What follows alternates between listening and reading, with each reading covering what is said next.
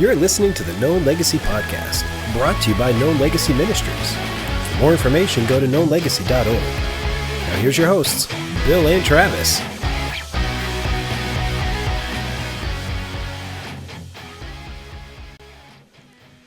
This coffee makes me want to go camping.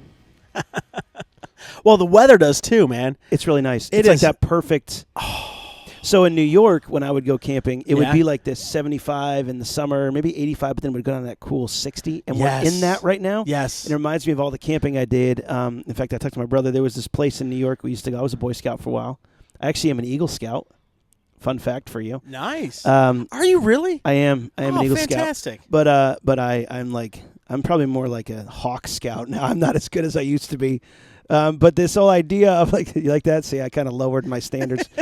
But really, man, we would go camping, and it was just this awesome time. But I remember even as a kid, I would love drinking coffee, and it was like that little where the steam would come up, and it would just kind of blow into the and then went so amazing. So anyways, it made me think about that because that nice cool nights when you would go camping, and then that one time when we were camping, when I mean that one time in Texas when we went camping. Yeah, Texas camping is miserable. Yeah, it was terrible. And so we would go camping, and it was like someone was like, "Hey, are you bringing that AC unit with you?" And I'm like, "What do you mean?" And I literally looked up, like people would duct tape AC units to their tent, and I'm like, this is not camping. This is hatred. Like I remember we woke up, and we've probably talked about it here before, but like the mat was half deflated. Yes. Lily was 8 months old, and so she was sweaty and stuck to my neck. Yes. And you're Yes. like, it's the worst. Yeah. And so, anyways, I miss camping in New York. Just to be honest with you. Cheers. Hey, guys, welcome to the Known Legacy Podcast. Our goal is to help you wake up, gear up, and come alive to who God created you to be. We are so glad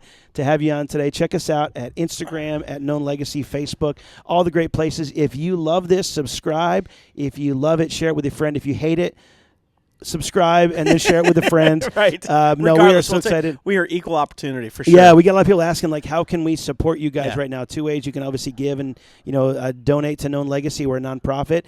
But also the biggest thing is just sharing it with people. Correct. Sharing it with your friends. And so, Travis, it's good to see you again on this camping morning. It's good to see you too, man. And as always, info@knownlegacy.org. And if you want to, you can always check out Bill's book, More Than You.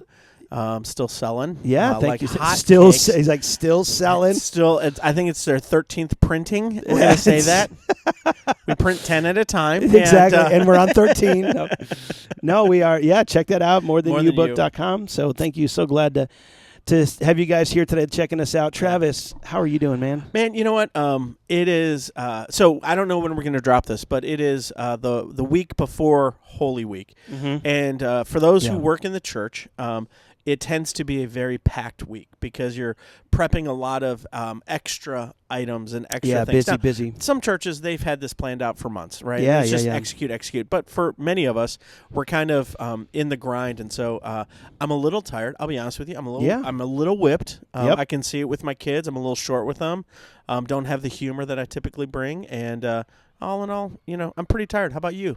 I'm okay. I'm okay right now.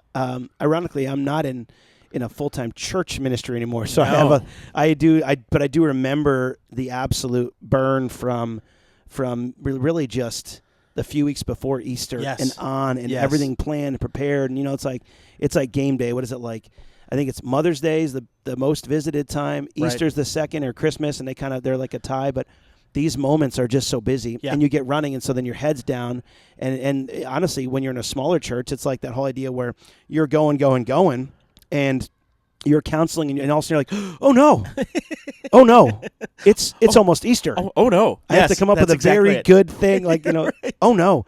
And so burnout happens, right? Yeah. Craziness. So that adds me to the question. By the way, Kyle is unavailable this morning. He's doing his full-time gig, and so I'm producing. So if you see me look to the side, it's probably because I'm trying to figure out what's going on with the cameras. You're doing a wonderful job. Well, thank you very much. Thank you. If you had one day where you had nothing on the calendar, nothing scheduled, absolutely zero. Okay. Which never happens. Yeah. But let's just say this mythical thing comes.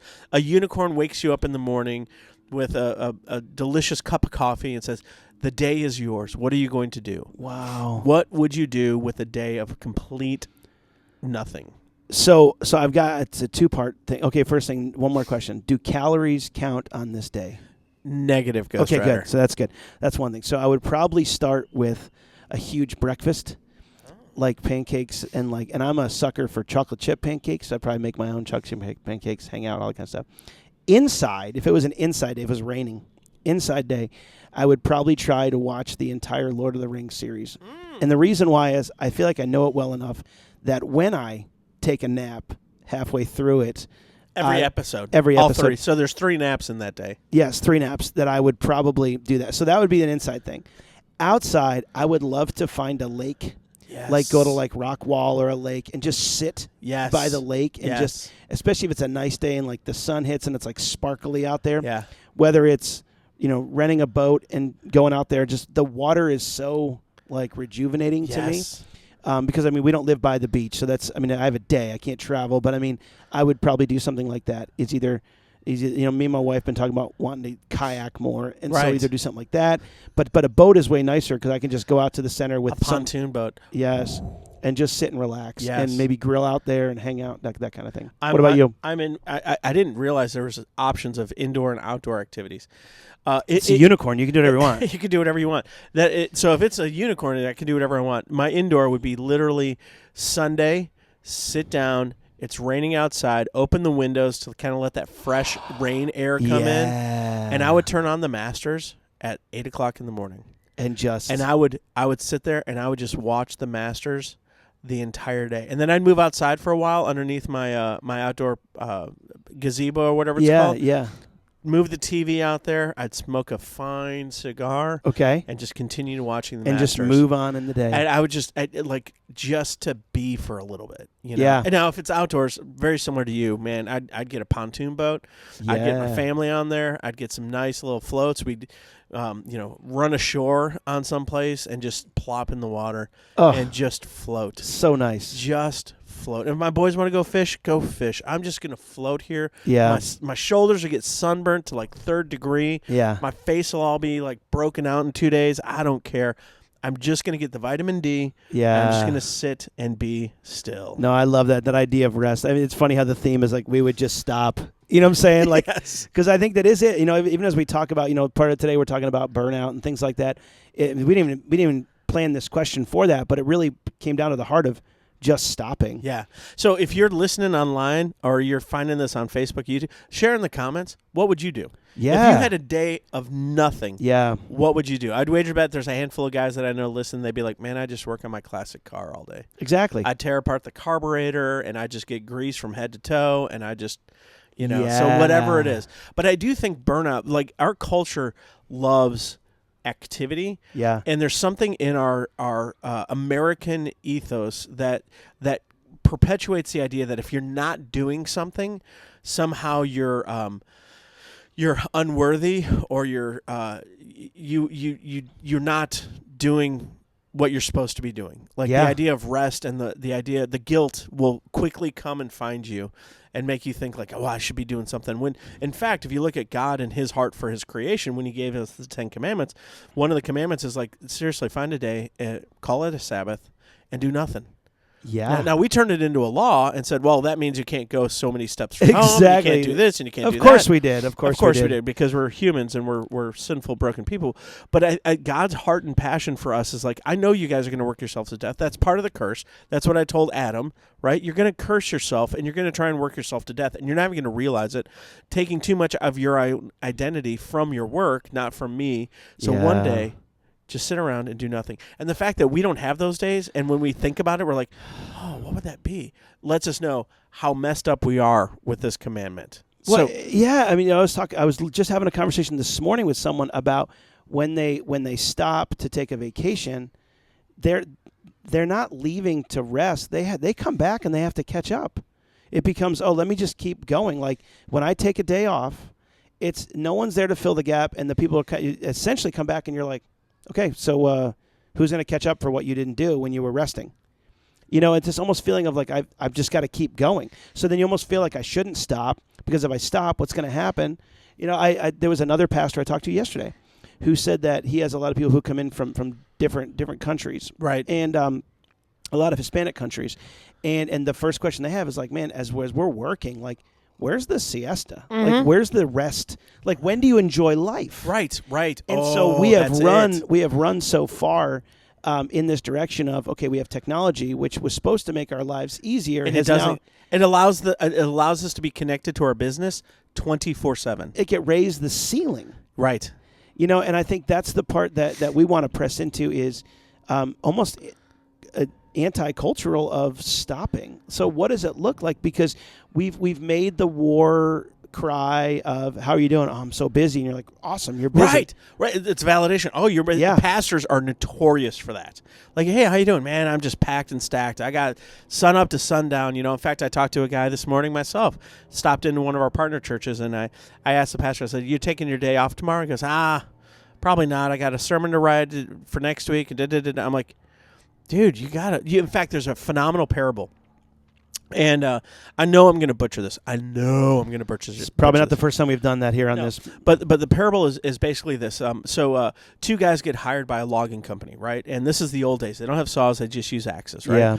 And one guy is a 6'2" mastodon of a guy. Muscles, chiseled, everything else. The other guy's like 5'8", kind of fluffy like me, probably.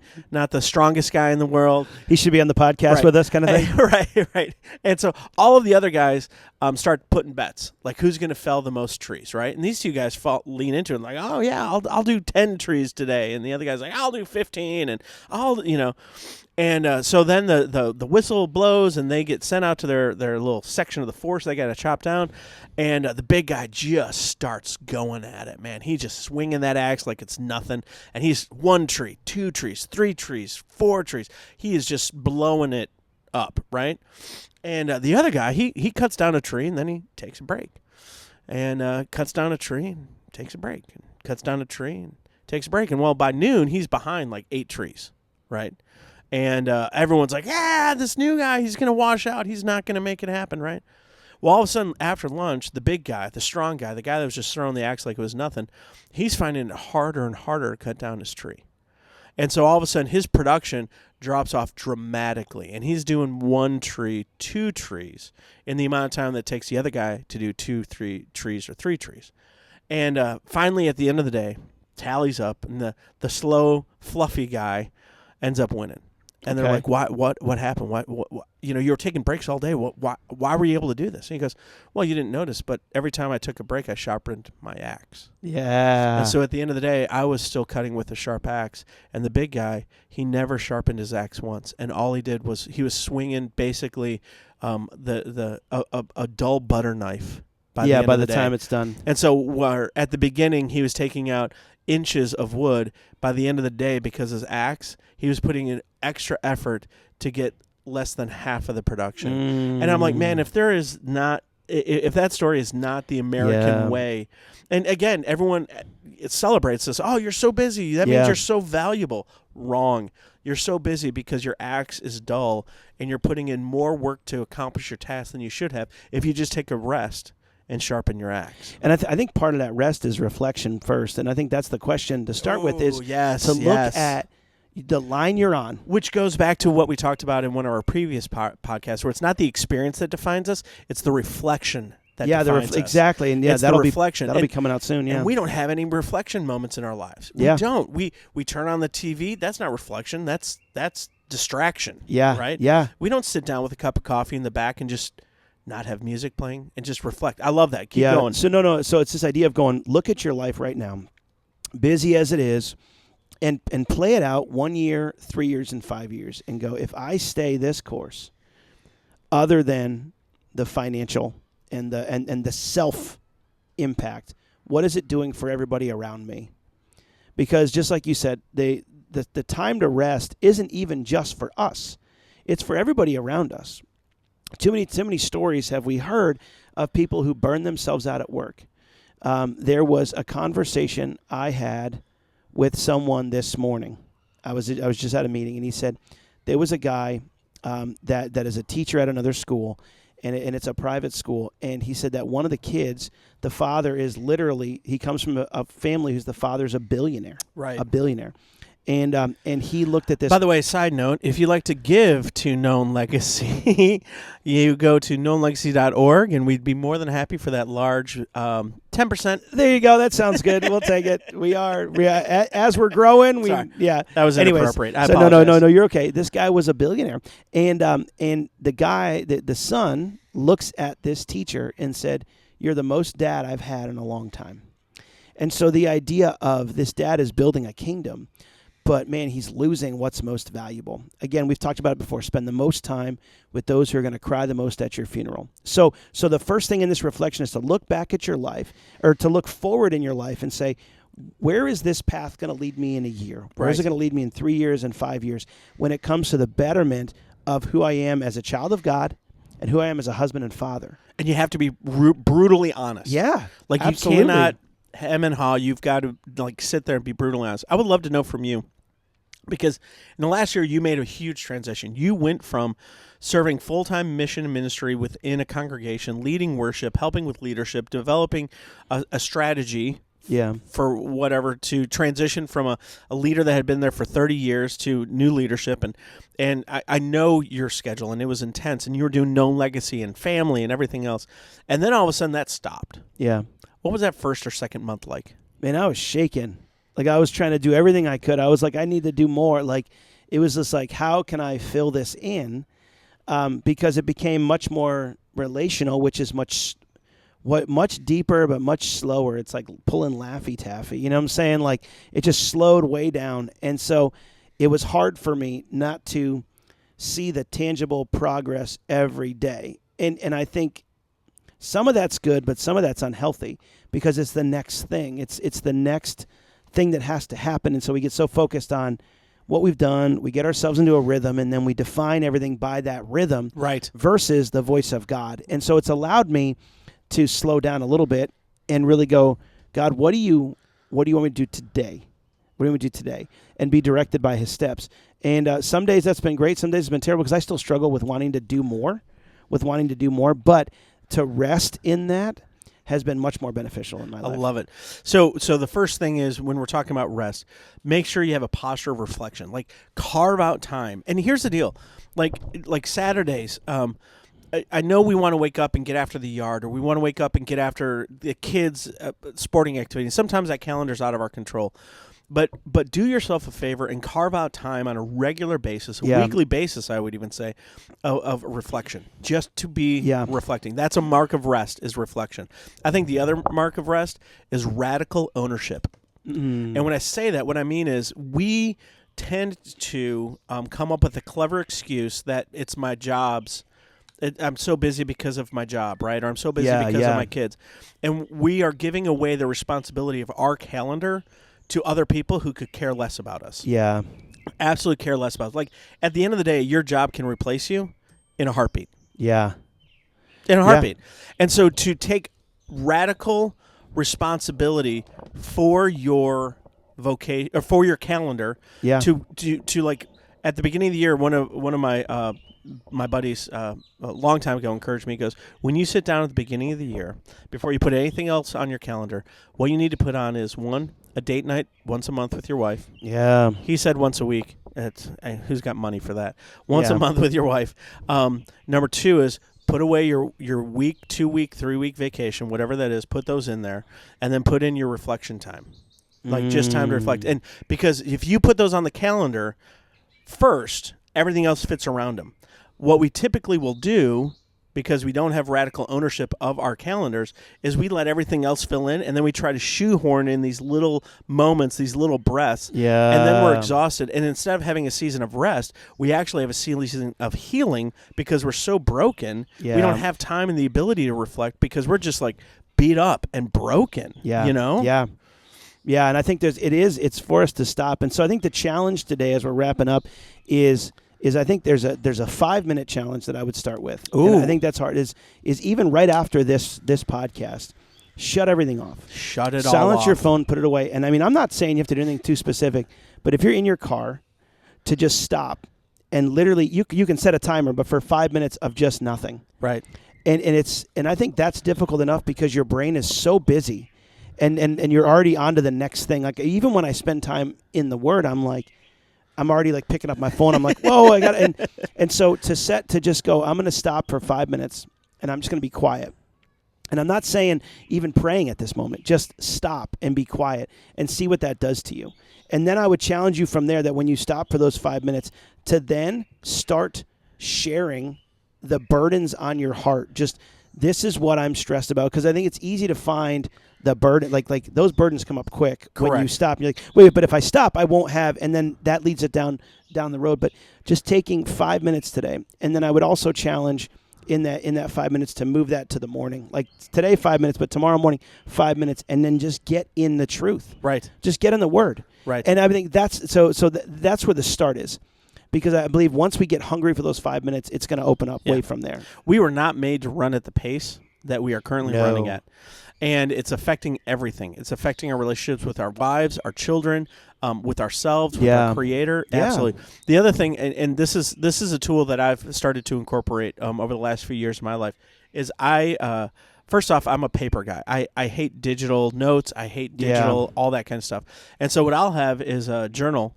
And it's my dump journal, right? Because there's thoughts that will come in the silence that will like trigger, and they will keep repeating because your mind is going, don't forget this, don't forget this, don't forget this, don't forget this. And what I found is I cannot move beyond that unless I write it down. Now, I may never look at that note again. Yeah. But my body is wired in such a way, my mind is such a way that if I don't put it someplace, it will stay here. And just continue to haunt me. It's my 3 o'clock. Why am I still awake for an hour and a half at 3 to 4, 4:30? And I found if I just have a dump journal that just writes down anything that's in my head, just write it down, just write it down, write it down. It allows me to progress forward to the place of like, what are my biggest fears and concerns? What are my, big audacious goals for the next 3 to 5 years? What is my rhythm like with my family? Am I actually being the dad I want to be? Or am I just repeating the cycle that's been pressed on me by culture, which is just going to lead to my own destruction? Because that's what our fallen world wants. Yeah, and the challenge of stopping and starting with just taking a breath.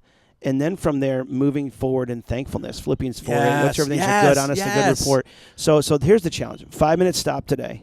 Tomorrow morning, move that to the morning, the first thing you do. And in that 5 minutes, being thankful.